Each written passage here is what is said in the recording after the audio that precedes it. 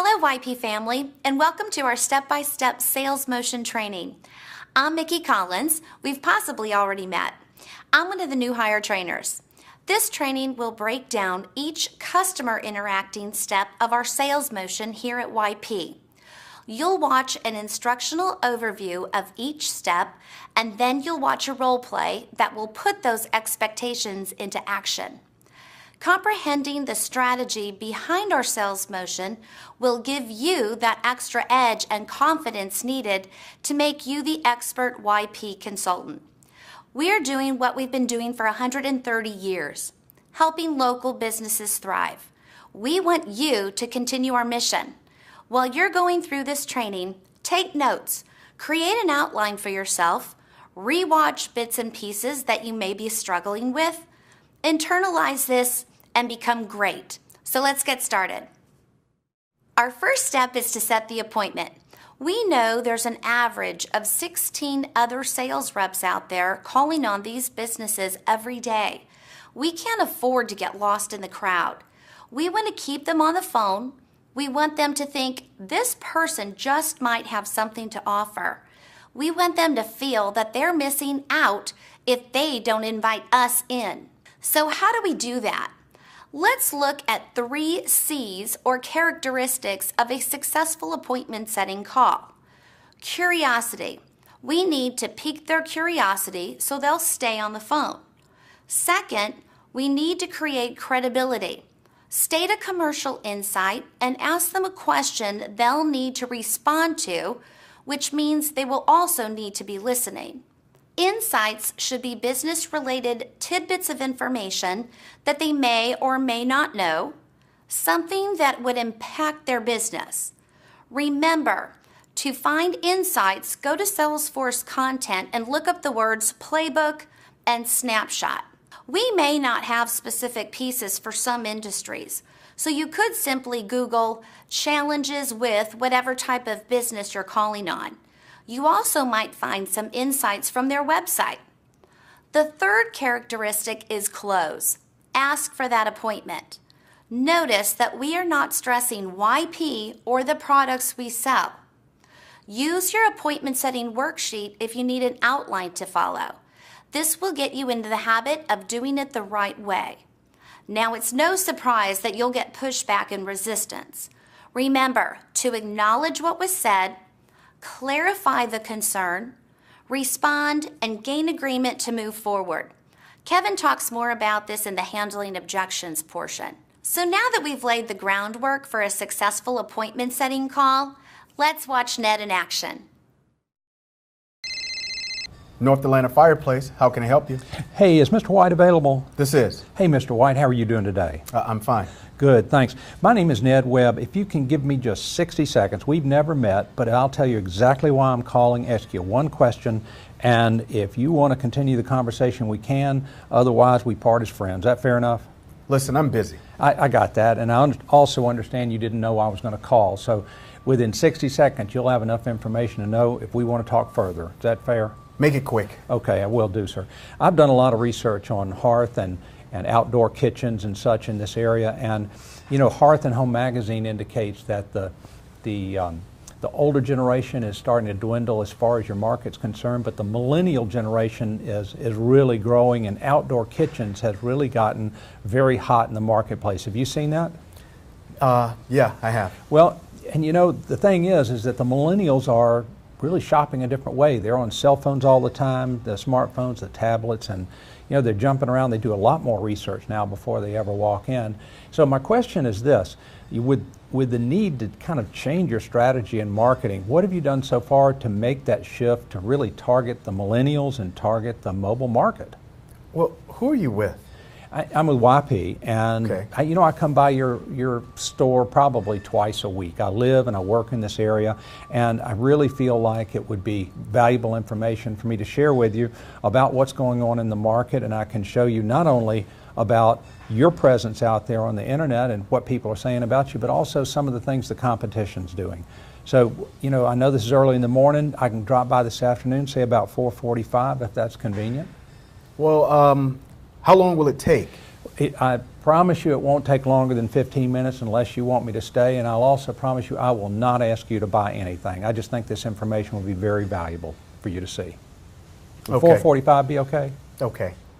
Excellent. I look forward to seeing you then at 4:45. Thank you very much. Bye. Bye. Now that we've seen how Ned piqued curiosity, established credibility, and closed on the appointment, along with handling some pushback, let's talk about what needs to happen before going out on the face-to-face appointment. First, on a technical note, be sure to disposition your lead in Salesforce and then create or convert it into an opportunity. Don't forget to create a new event on that opportunity and fill out all the other fields that need to be entered into the pipeline. Remember, an event is an appointment. And one of my ticky dots, or details I should say, is to add a note into Salesforce stating why they set the appointment with you. You're going to use that information in your face-to-face approach. More to come on that in a minute. Now you've done a little bit of prep work to set the appointment. That's great. However, it's not great enough. You're going to be the consultant. Consultants need to have all their ducks in a row. Not only do you need to be the expert in print and digital advertising, you also need to be well informed of what's happening in their world.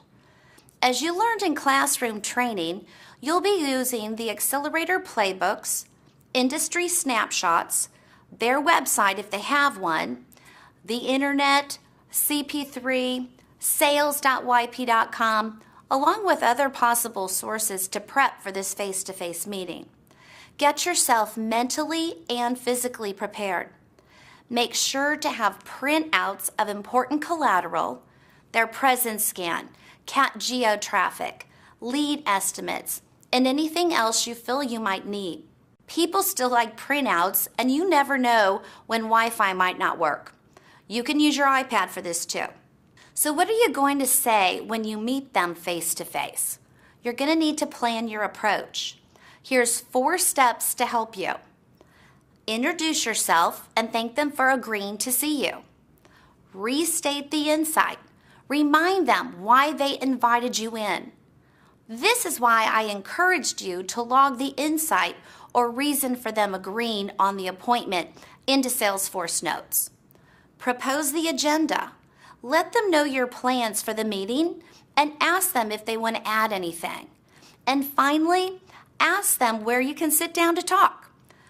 This will transition you into the next sales motion step, which is the client needs analysis. But what am I going to ask them and why? Your questions need to have a purpose. They need to open the eyes of that business owner to the fact that they need to change the way they're doing things now in order to get where they want to be. We're most likely strangers to these folks. We're asking them to spend time with us, open up and discuss their business with us, and ultimately admit their shortcomings. We need to have a strategy. In other words, we need to prepare some questions for conversation. Let's look at our Oscar model, which will trigger those questions and how they can flow in our tell, ask, listen cadence. O, what are their objectives? Where would they like to be and why? S, what services or products do they offer? What gives them an edge over their competition? C, who is their ideal customer? Their likes, interest, demographics. A, what's their advertising strategy? Online reputation. How's it working? And R, ROI. How much more business can they handle? What is their conversion rate? Their average sale? Oscar will help you stay organized and will give you a sensible flow. Remember to use the tell, ask, listen cadence along with Oscar. Nobody likes to sit there and be interrogated. It needs to be a conversation. For example, my tell could be, The market for installing swimming pools with environmentally friendly materials on chemicals is on the rise. My ask could be, what are your plans and challenges for moving into that market? I'll listen to their response and open it up even more by using conversation expanders. What do you mean by that? Or how so? Does that make sense? Using Oscar and the tell, ask, listen model will naturally create that conversation. Be sure to use a mixture of high-impact questions, the ones that ask for opinions, strategies, challenges, feelings, ones that might take some thought before responding to, along with open and closed-ended questions. The high-impact questions are not so easy to come up with spur of the moment, so create a few ahead of time so you're not stumbling for the right words. Let's watch Ned and how he interacts with Kevin. Look for the 4 steps in his approach. Be mindful of the Oscar flow and the tell, ask, listen cadence. Mr. White? Yes, sir. Hey, Ned Webb with YP. How you doing? Just fine. We had an appointment today at 4:45. Right. I told you it would only take 15 minutes. I'm gonna stand by that. Please do. You know, we talked on the phone about the millennials being more part of your market segment, the baby boomers kind of drifting off a little bit, and how the baby boomers don't maybe use mobile as much as the millennials do. Yeah. And we talked about that market and how we might be able to take advantage of it. Right. So I appreciate your time. I'd like to conserve your time, kind of set the agenda, if that's okay. No, that's fine. So what I'd like to do would be find out a little bit more about your business and let you know what's happened with yellowpages.com and with YP in the past few years. Okay. See if there's something that is of interest to you that might be of help to your business. Is there anything else that you'd want to talk about? No, that's fine. Okay. Can we sit right here? Is this Oh, okay? absolutely. Do you mind if I take notes? No, go right ahead. Okay. So, you know, we were discussing the move from baby boomers to millennials, and I do want to get into that. But, you know, I'm looking around. You've got a beautiful place here. Thank you. Your website says you've been in business about 10 years. I'm curious, why did you ever get into this business to start with? Well, it was actually my father. It was his business, and I just kind of took it over from him. Okay. Yeah. So how long ago, was that 10 years ago that you did that? No. I would say about 7 years ago. Okay. About 7 years. But it's got to be more than just taking it over. You know, what is it that you really liked about it and you really wanted to do? The passion is in the grilling, right? And, you know. Tell me about that. Well, what it boils down to is that, you know, I love being outdoors, love grilling, and, you know, to be able to build and craft your own grill is awesome. So are you the one that does the classes that you mentioned on your website? Absolutely. So you get like your current customers or prospective customers or whatever to come out, or what? There's a mix. Majority of the customers that come out are ones that are they're already actual existing customers. A couple of new people come in, and after they take the class, then they want the grill. So I didn't see anything for charges of that. Is there any charge for those classes, or are they just gratis? They're free classes. Okay, all right. Do you get much business from that? I get a couple. Okay, that's good. So, you know, when I'm talking to most of my customers, usually they either want to grow their business, they want to sell it, or pass it on to kids or whatever. And I know you took this over from your dad. What are your plans? What do you see in the future? Well, what I would like is for my son to take over. How old's he now? Oh, he's 13 now. Oh, that's great. That's a great age. He's 13, and he works with me during the summer. He comes in, helps me open up the shop, restock everything.